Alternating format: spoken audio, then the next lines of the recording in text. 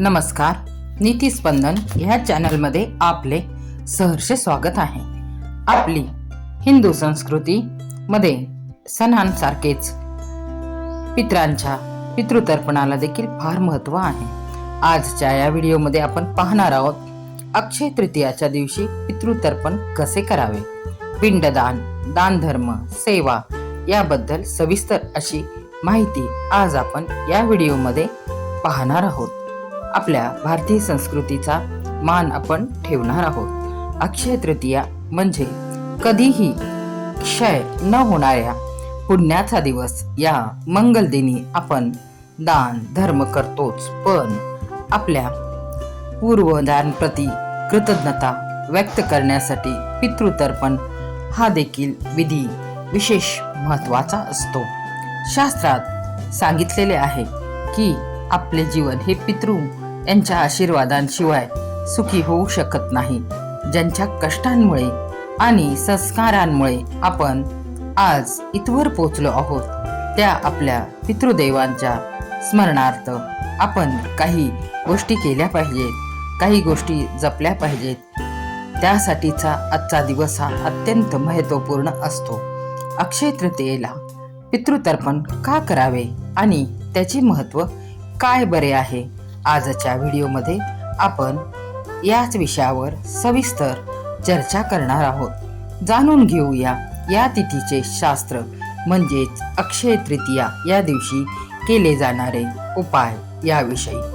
3 पिढ्यापर्यंतचा पितृदोष शांत करण्यासाठी, पितरांची कृपा प्राप्त व्हावी यासाठी, पितृदोषांमुळे तुम्हाला तुमच्या आयुष्यात, तुमच्या संसारात ज्या काही अडचणी येत असतील त्या दूर होऊन अडलेली कामे पूर्ण व्हावीत यासाठी वर्षभरामध्ये अक्षय तृतीया या तिथीला फार अत्यंत महत्त्व आहे. अक्षय तृतीयाच्या दिवशी आपण काय करावे याविषयी पाहूया. अक्षय तृतीयाला पितृलोकातून पितृदेव पृथ्वीवरती आपल्या घरी येतात. यामुळे या दिवशी पितरांची सेवा अवश्य करावी. घरात दरवाजाला तोरण बांधावे, अंगणात रांगोळी काढलेली असावी, पितृदेवांचे आव्हान करावे. यंदा 19 एप्रिल 2026 रविवारी रोजी अक्षय तृतीया आहे. या वर्षी तृतीया तिथीचा प्रारंभ हा 19 एप्रिल रोजी सकाळी 10:49 सुरू होत आहे, तर 20 एप्रिल 2026 रोजी सकाळी 7:26 तृतीया तिथी संपत आहे. तर आपण एवढ्या काळामध्ये जास्तीत जास्त पितृंसाठी काय बरे करू शकतो याचा विचार करूया. खरेदीसाठी सकाळची वेळ ही अत्यंत महत्त्वाची मानली जाते. या दिवशी सुवर्ण खरेदी, इतर खरेदी केली जाते, ती महत्त्वपूर्ण देखील असते.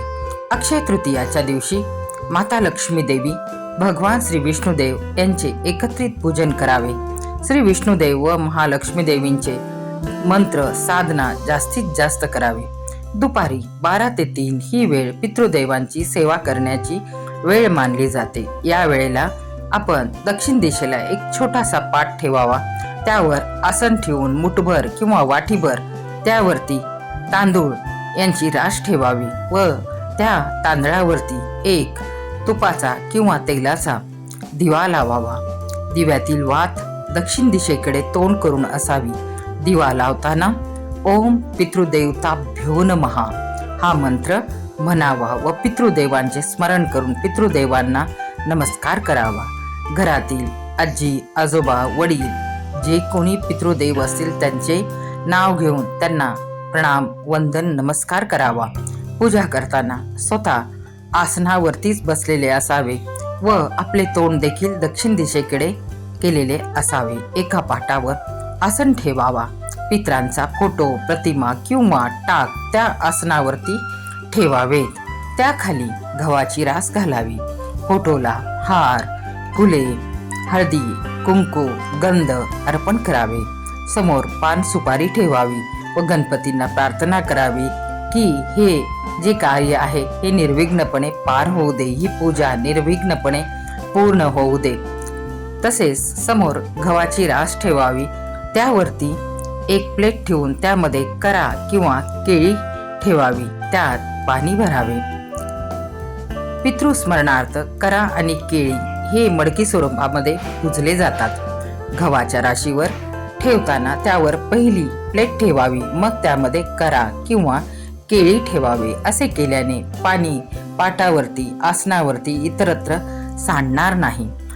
करेला हळदी कुंकू लावावे, कलावा बांधावा, फुले अक्षता वाहा, धूप दीप दाखवा आणि निर्विघ्नपणे पूजा करण्याची प्रार्थना करा. पितृंना स्मरण करा. पुरणपोळी, आंबारस, पापड, कुरडई, अळूवडी, भात, आमटी, भजी, तूप, दूध, साखर इत्यादीचा गोड नैवेद्य दाखवा.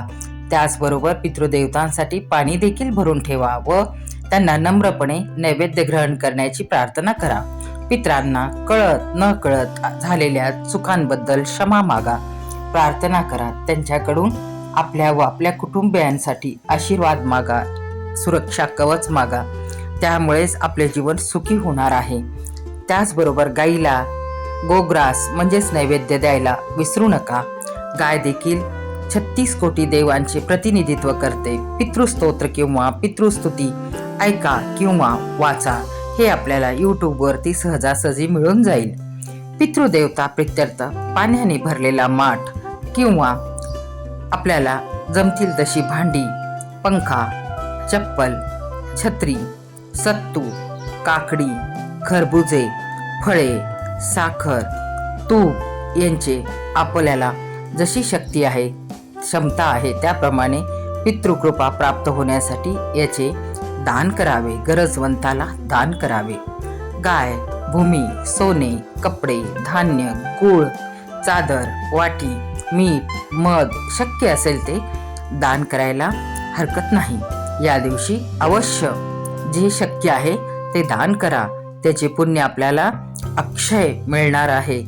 अक्षय पुण्याची प्राप्ती होणार आहे. ते पुण्य कधीही संपणार नाही. आपल्या पिढ्यानी पिढ्या ते पुण्य आपल्या बरोबर राहील. तर्पण म्हणजे फक्त पाणी अर्पण करणे नव्हे, तर त्यांच्या स्मृतींना दिलेली ही एक श्रद्धांजली आहे.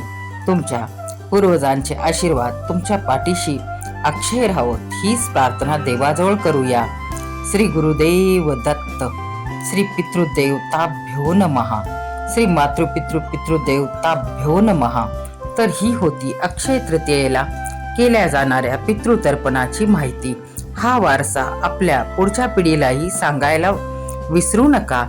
माहिती कशी वाटली हे कमेंट्समध्ये अवश्य सांगा, नक्की कळवा.